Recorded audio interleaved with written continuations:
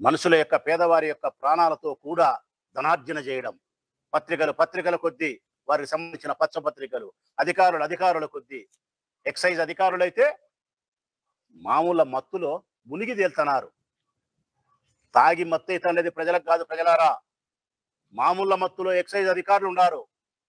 వందల కోట్ల రూపాయల ధనార్జనలో నాయకులు ఉన్నారు. ఈ ప్రజలు తాగుతానేది మత్తు కాదు, విషం తాగుతున్నారు ఈ ప్రజలు. ఈ వద్దు చనిపోకపోయినా 2 నెలలకో 3 నెలలకో 6 నెలలకో సంవత్సరానికో 2 ఏళ్లకో ఈ మందు తాగితే తప్పనిసరిగా చనిపోతారు.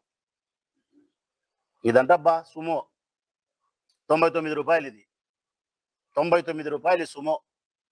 ఇది చంద్రబాబు నాయుడు ప్రజలకు ఇచ్చినటువంటి బంగారు కానుక.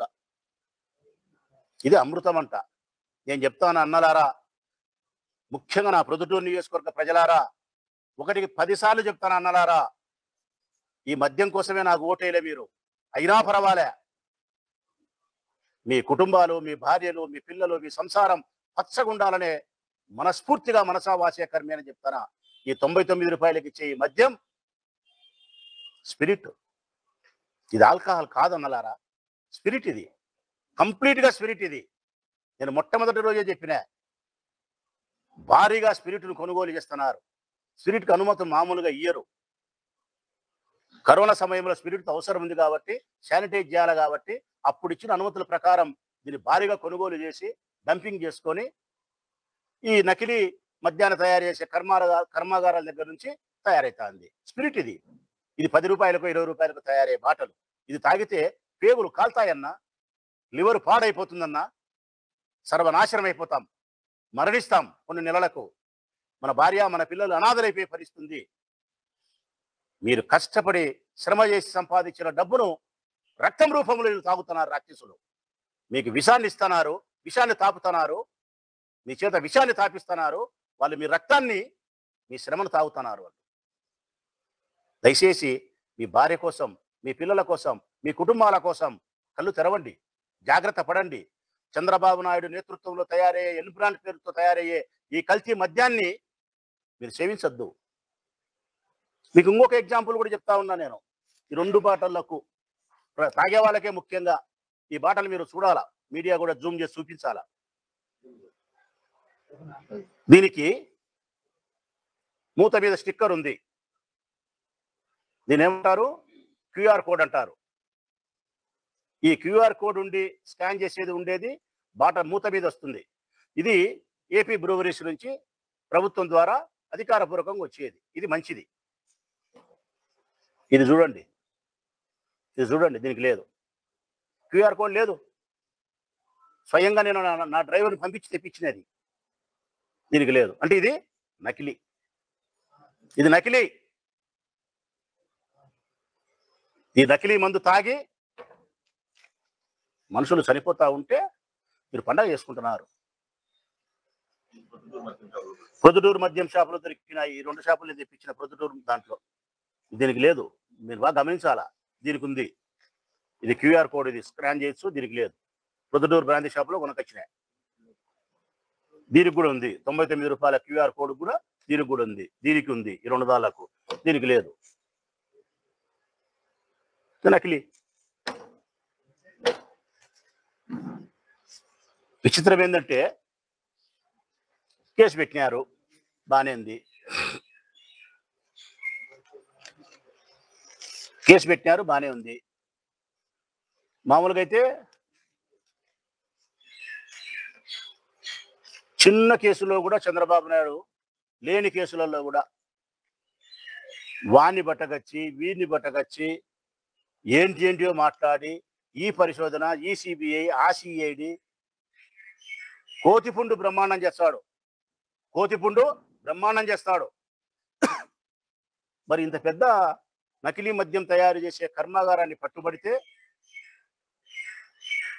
పట్టుబడిన చోట విక్రయించగా అప్పటికప్పుడు ఇంకా మిగులుబడి ఉండి తయారు చేసేది 1,75,00,000 నుంచి 2 కోట్ల సరుకు ఉంది.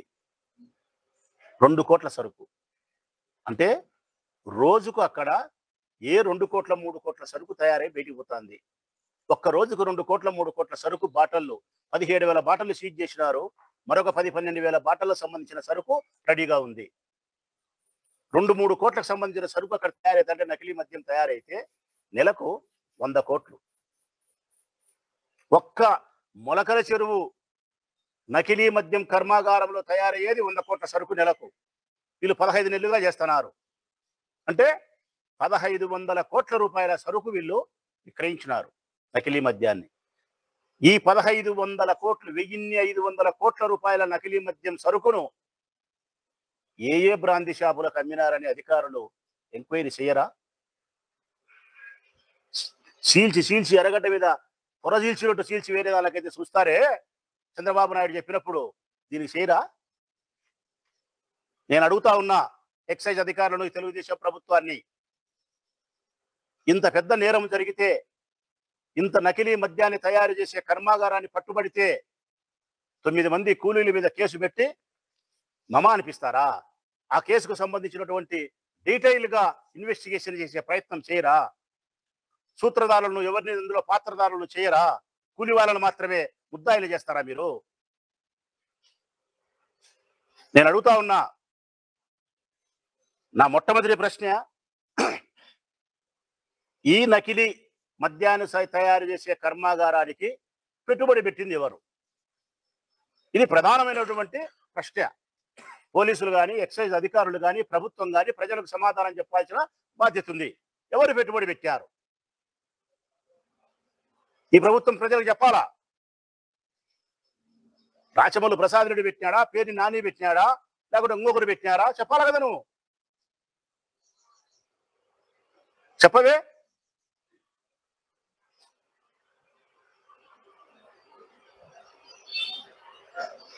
ఈ మద్యం అంతా ఏ ఊళ్ళల్లో ఏ దుకాణాలకు సప్లై చేసినారో కూడా ఎక్సైజ్ అధికారులు చెప్పాలా. ఈ మద్యం అంతా ఏ ఊర్లలో ఏ బ్రాంతి షాపులకు పంపించినారు? ఆ బ్రాంతి షాపులన్నీ సీజ్ చేయరా? ఆ బ్రాంతి షాపుల ద్వారా ఇన్వెస్టిగేషన్ జరగదా? ఆ బ్రాంతి షాపులలో మద్యం సేవించిన ఆ ప్రాంత ప్రజలకు ఈ విషయం తెలిస్తే వాళ్ళు జాగ్రత్త పడరా? అంటే ప్రజల ప్రాణాలు పోయినా పర్వాలే, ఈ విశేషాలు మాత్రం బయటికి మేము తీసుకురాం. ఎందుకంటే ఇది మా తెలుగుదేశం పార్టీ అమ్ముతోంది కాబట్టి.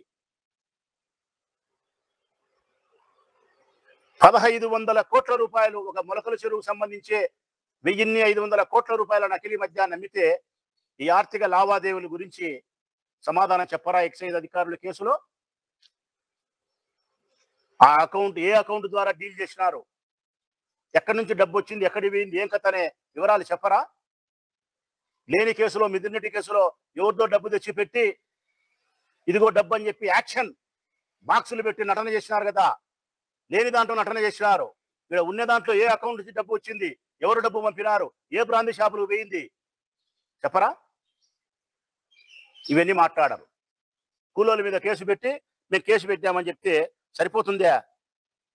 అన్నిటికంటే ప్రధానమైంది, మోస్ట్ ఇంపార్టెంట్ వాల్యుబుల్ క్వశ్చన్, ఈ నకిలీ మద్యాన్ని తయారు చేయడానికి ఉపయోగించే ముడిసరుకు మీకు ఎక్కడ లభ్యమైంది? వీళ్ళకు దాంట్లో వాడే స్పిరిట్ కావచ్చు, కార్మెల్ కావచ్చు, లేకుంటే దాని ఫ్లేవర్ ఉండే రంగు నీళ్లు కావచ్చు, ఆర్ఎస్ ఏదన్నా కానీ ఆ ముడిసరుకు ఎక్కడి నుంచి లభ్యమైంది? ఎక్కడైనా ఒక చోట బాంబు వేలిందంటే పోలీసులు చేసేది బాంబు వేసిన వానికంటే ఆ బాంబు తయారు చేయడానికి ఉపయోగించినటువంటి గాజు పెంకులు కానీ, భాస్వరం కానీ, పొటాషియం కానీ ఇవన్నీ ఎక్కడ లభ్యమైనాయి? ఎక్కడ ఈ బాంబును తయారు చేసినారు? ఇది పోలీసుల ఇన్వెస్టిగేషన్. మరి నకిలీ మద్యాన్ని తయారు చేసిన కర్మాగారంలో ఈ ముడిసరుకు ఎక్కడి నుంచి వచ్చింది? ఏ ఊర్ల నుంచి వచ్చింది? ఆ దిశగా ఇన్వెస్టిగేషన్ చేసి ఇంకా ఆంధ్రప్రదేశ్ రాష్ట్రంలో ఎక్కడికెక్కడికి ఈ ముడిసరుకు సప్లై చేసినారని చెప్పి ప్రజల ప్రాణాలను కాపాడడానికి మీరు ప్రయత్నం చేయరా తెలుగుదేశం పార్టీ ప్రభుత్వమా? ఓ ఎక్సైజ్ అధికారులారా,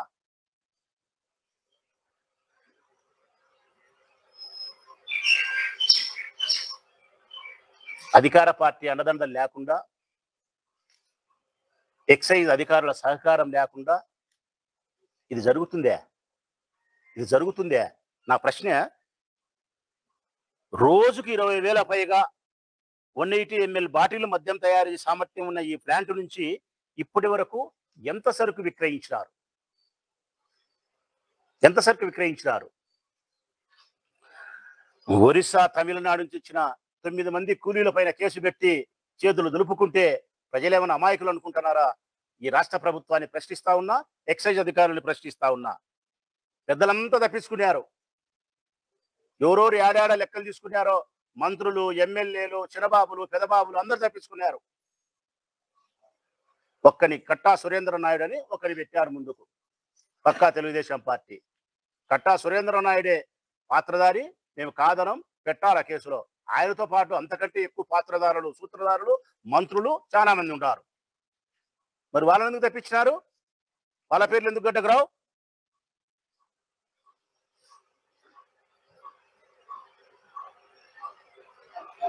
లేబుళ్ళు, సీసాలు, మూతలు, స్పిరిట్, ఫ్లేవర్లు, భారీ యంత్రాలతో కూడిన ప్లాంట్ను నడపడం కేసులో ఇప్పుడు చూపిన నిందితులకు సాధ్యమవుతుంది? ఆ కూలీలకు, పెద్ద నాయకులు లేకుండా? ఇవన్నీ సమాధానాలు చెప్పాల్సిన బాధ్యత తెలుగుదేశం ప్రభుత్వానికి ఉంది, తెలుగుదేశం పార్టీకి ఉంది, ఎక్సైజ్ అధికారులకు ఉంది. నేనైతే 2 చేతులెత్తి నమస్కరించి ఈ రాష్ట్ర ప్రజలందరికీ చెప్తా ఉన్నా, దయచేసి ఈ రాష్ట్రంలో బ్రాందీ షాపులలో లభ్యమయ్యే మందు నకిలీ మద్యం. ఇది పూర్తిగా నకిలీ మద్యం. మనుషుల ప్రాణాలను హరించడానికి ఉపయోగపడే మద్యం ఇది. ఇది మత్తునిచ్చేది కాదు, మత్తునిచ్చేది కాదు, తాత్కాలికమైన నిద్రలేకి తీసుకుపోయేది కాదు. మీరు శ్రమ చేసి ఇంటికి వస్తే 4 ఔన్సులు తాగితే తాత్కాలికంగా మత్తునిచ్చి నిద్రపోవాలని మీరు అనుకుంటున్నారు. చంద్రబాబు నాయుడు పుణ్యమా అని చెప్పి బ్రాందీ షాపులో మీరు తాగే మద్యం మీకు మత్తునిచ్చేది కాదు, తాత్కాలిక నిద్రనిచ్చేది కాదు, శాశ్వతమైన నిద్రనిచ్చేది. ప్రజలారా, మీ కుటుంబానికి దూరం చేసేది ప్రజలారా, మీ పిల్లలను అనాథలను చేసేది ప్రజలారా, జాగ్రత్త పడండి. ఇటువంటి ప్రభుత్వాలను, ఇటువంటి పార్టీలను గద్దెనెక్కిస్తే ఇట్టే ఉంటాయి మన జీవితాలు. ఇది మనకు గుణపాఠం. ఇప్పుడు జరుగుతా ఉండే ఈ వ్యవహారాన్ని చూసి మనకు ఒక పాఠం నేర్చుకోవాల్సిన అవసరం ఉంది. నువ్వెంతో బాధ్యతగా చెప్తా ఉన్నాం ఈ మాటలన్నీ కూడా. ఏదో విమర్శించాలా లేకుంటే ఇంకొకటి అనే ఉద్దేశంతో మేము చేయడంలే. ఎంత దారుణం అంటే, గాంధీ జయంతి 2వ తారీఖు, గాంధీ జయంతి 2వ తారీఖు నా ప్రొద్దుటూరు నియోజకవర్గాన్ని అన్ని టీవీలలో, అన్ని ఛానళ్లలో గాంధీ జయంతి రోజు చూపించినారు. నేను సంబరపడిన ప్రజలారా, తెలుగుదేశం పార్టీ వరదరాజిరెడ్డి గారి నేతృత్వంలో ఇంకా మరికొంతమంది ఊకదంపుడు ఉపన్యాసాలు చేసే వ్యక్తులు గొప్పలు చెప్పుకుంటా ఉంటుంటారు. అందరూ చాలా టీవీ ఛానళ్లలో చూపిస్తే, అబ్బా గాంధీ జయంతి రోజున నా ప్రొద్దుటూరు నియోజకవర్గంలో మా నాయకులు, తెలుగుదేశం పార్టీ నాయకులు గాంధీ మహాత్మునికి ఎంత ఘనమైన నివాళులు అర్పించినారు, అందుకే టీవీలలో చూపిస్తారని నేను అనుకున్నా. ఒక్క 2 నిమిషాలు ఆగితే తేటతెల్లం అయిపోయింది. చూపించినది ఏం తెలుసునా? ప్రొద్దుటూరులో గాంధీ జయంతి రోజున విచ్చలివిడిగా మద్యం అమ్మకాలు, విచ్చలివిడిగా 24 గంటలు ఆగి ఊగిది రోడ్లమ్మడి దొర్లుతారని చెప్పి చూపిస్తున్నారు. మాంసం విక్రయాలు, జాతరను తలిపిస్తానని చెప్తున్నారు. సమ్మక్క సారక్క జాతరను. సిగ్గు అనిపించలే ఈ ఊరు మర్యాద పోయినప్పుడు? ఈ ఊరు ఒకటే కాదు, రాష్ట్ర వ్యాప్తంగా వీరు గాంధీ మహాత్మునికి వీరు ఘనమైన నివాళులు అర్పించింది పుష్పాలతో కాదు ప్రజలారా, మనసా వాచే కర్మేణ పవిత్రమైన హృదయంతో కాదు. మనకు స్వాతంత్రం ఇచ్చిన ఆ మహాత్మునికి నివాళులు అర్పించింది ఈ ప్రభుత్వం మత్తుతో. ఇదిగో ఈ మత్తుతో, ఈ సువాసనతో, దుర్గంధపూరితమైన ఈ వాసనతో, ఈ మత్తుతో ఘనమైన నివాళులు అర్పించినారు. సిగ్గుపడాల. గాంధీ జయంతి రోజున కూడా ఇంత ఘోరమైనటువంటి మద్యాన్ని విక్రయం చేసి తెల్లవారులు తాగి ఊగే పరిస్థితికి ప్రభుత్వం అండగా నిలబడిందంటే ఈ ప్రభుత్వం ఊరేసుకొని సావాలా. ఈ ప్రభుత్వం, నేను ఇంత చెప్పేదానికి రాష్ట్ర ప్రజలకు ఒకే కారణమే. తస్మాత్ జాగ్రత్త. రాష్ట్ర ప్రజలారా, అక్క చెల్లెమ్మలారా, మీ మంగళసూత్రాలు పదిలంగా భద్రంగా ఉండాలని, మీరు నిత్యము 100 సంవత్సరాలు పసుపు కుంకులతో ఉండాలని చెప్పి ఆ ఈశ్వరునికి మనస్ఫూర్తిగా నేను ప్రార్థిస్తా ఉన్నా. అది లభ్యం కావాలంటే చంద్రబాబు నాయుడు ప్రభుత్వంలో ఈ మద్యం షాపులలో దొరికే ఈ మద్యం నకిలీ మద్యం. ఇది తాగితే మన భర్తలు, మన పిల్లలు అకాల మరణానికి, అనారోగ్యానికి గురయ్యే ప్రమాదం ఉంది. జాగ్రత్త, జాగ్రత్త, జాగ్రత్త.